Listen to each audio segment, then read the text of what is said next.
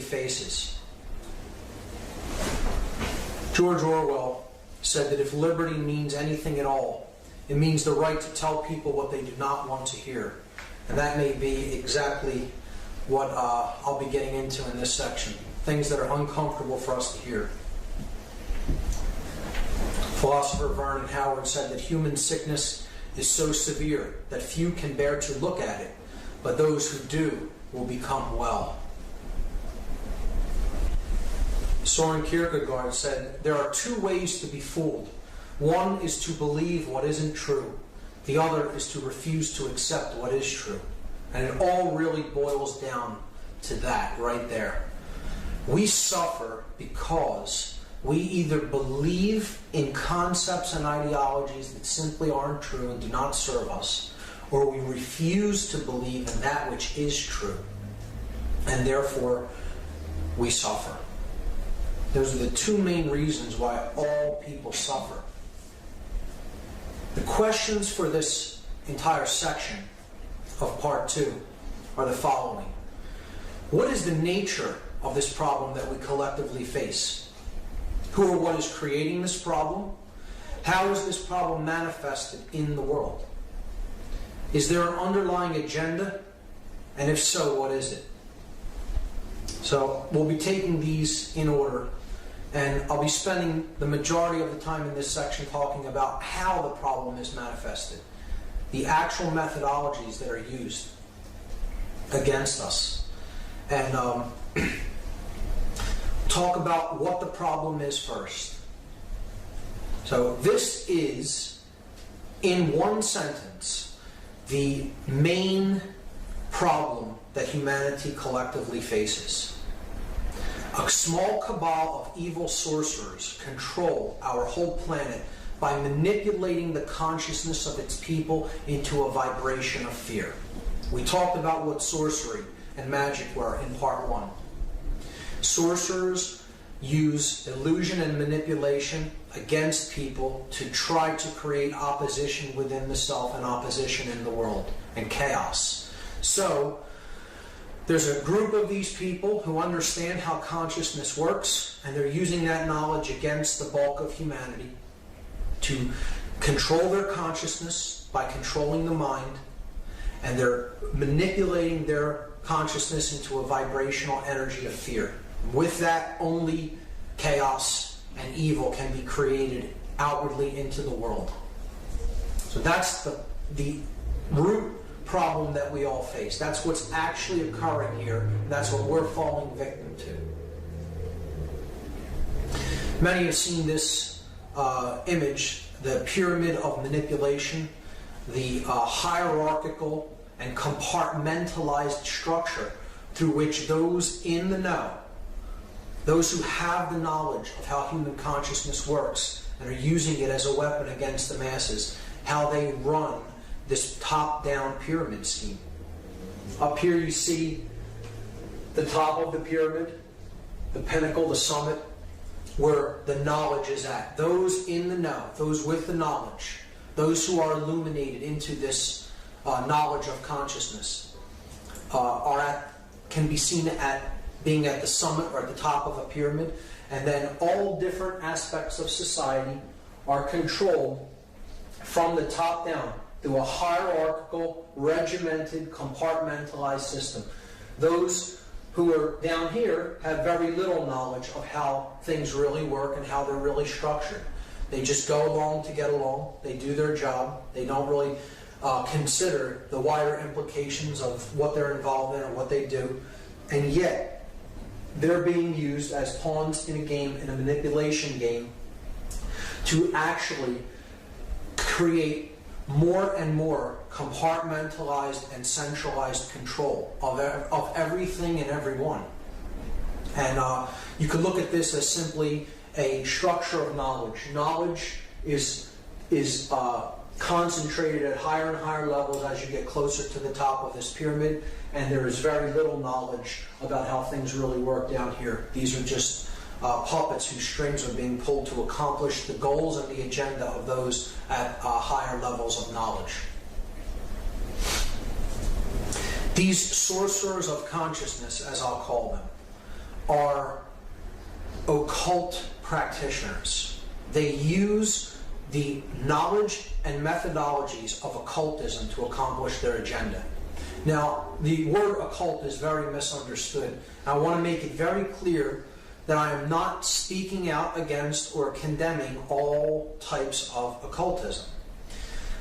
Occultism is a body of knowledge that is not generally understood or known about. It is simply knowledge. It's a tool to be used by the practitioner. And what we need to understand is just because it's occult does not mean that it is evil. It is simply information about how consciousness works, about how we work. And it is known by some and not known by others. So as a tool, you could look at it like any other tool. For example, a hammer. You would not consider a hammer as good or evil. A hammer simply is a hammer. It is a tool. It is what the wielder of the tool does with it that makes it good or evil, that makes it being used for good or evil. So I could take a hammer and I could go out onto the street and strike the first person, bystander, on the street that I see and kill them, which would be a completely sadistic, evil act. That doesn't make the hammer evil. That makes my intent for wielding the hammer evil. I could take that same hammer and go and use it to build a shelter for a homeless individual. And I would have put an act of goodness forward into the world. So it isn't the tool itself, that's good or evil. It's the consciousness of the individual that is wielding the tool. And that's what the occult is. It is simply a tool. It is a body of knowledge.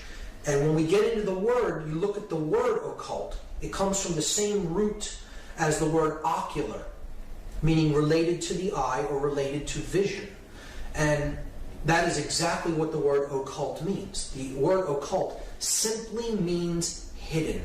That which is hidden from sight, hidden from everyday availability or sight. We cannot perceive it because it is cloaked, it is veiled. That is what occult is. All occultism simply means hidden knowledge. Researcher Judith Moriarty made this statement: the greatest conspiracies are not actually hidden.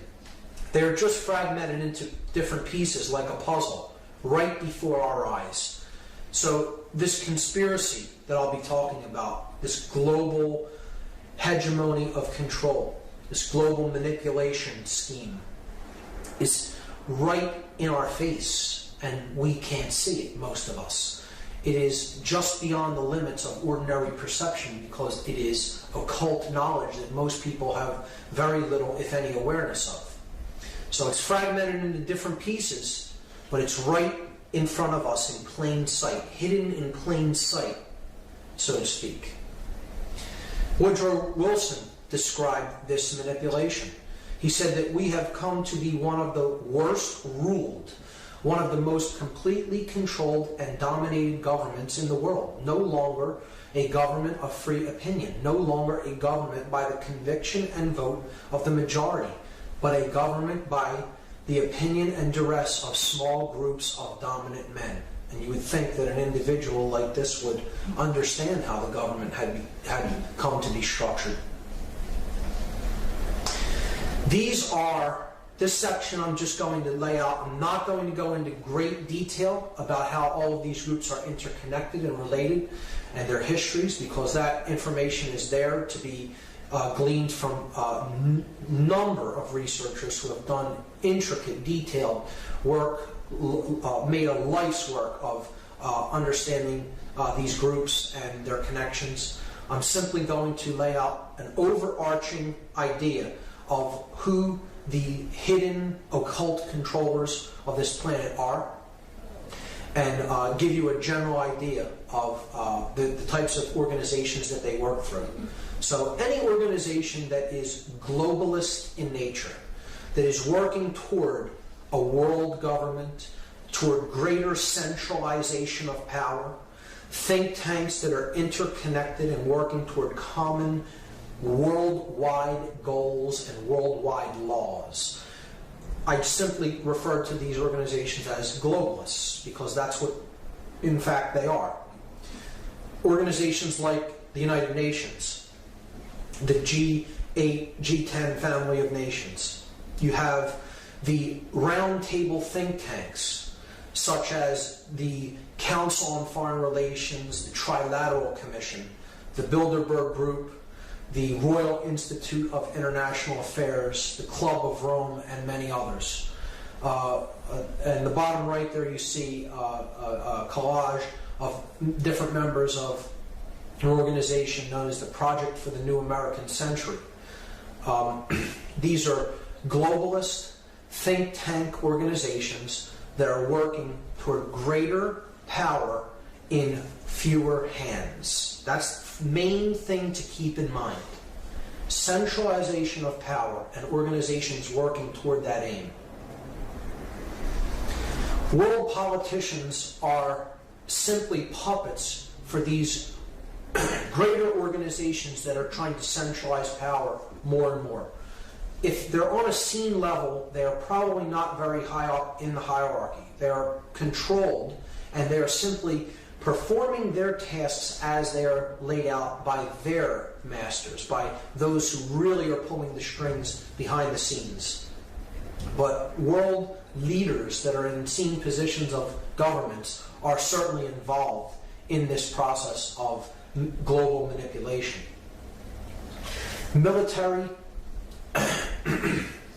Military leaders, strategists, planners at high levels, very involved in this manipulation. Much higher up in this hierarchy and organizational structure are globalist bankers, such as the Rothschild banking dynasty, the Rockefellers, and many other financial institutions that are really calling the shots behind what we see playing out at governmental levels throughout the world. Royal family members of all nations, the royalty of England, Spain, the Netherlands, Saudi Arabia, and many other countries. So royalty is not simply figurehead. It is involved in these organizations. It does direct the agendas of these organizations, and it does have intricate interconnections with the banking dynasties that are really calling the shots behind what we see playing out at the scene level within governmental structure. Religious and New Age ideology leaders certainly play a role in this to cover the spiritual aspect of the deception. Media moguls that control the information that we are presented with. And again, it's not my intent here to go through all of the interconnectedness between these organizations, nor to present a all-encompassing tapestry of how they work. It's simply to give you an overview that this is the body of individuals, and these are the organizations that they work through. The research is out there and has been compiled by many researchers, and you could look into that for lifetimes if you so chose. Theodore Roosevelt made this statement: behind the ostensible government sits enthroned an invisible government, owing no allegiance and acknowledging no responsibility to the people. Former president making this statement. You would think, again, that someone like this has some knowledge of how things are really structured in the power centers of the world. And he's telling you right there, out in the open, that there is an invisible government that owes no allegiance to the people. Now, the body of knowledge that these sorcerers have available to them, where it is derived from, is what many researchers have called the mystery traditions. The mystery traditions of consciousness. Again, it is not to say that this body of knowledge in and of itself is evil. The sorcerers that are doing this work of manipulation, this great work to hypnotize and enslave humanity, they are the inheritors and the perverters of this body of knowledge. It is not theirs. It does not belong to them. They happen to come into contact with it through their, perhaps, bloodlines, their involvements. Okay? And they are taking this awareness, this knowledge of how the human consciousness works and how it can be influenced, and they're using it for their own ego-identified worldview and benefit.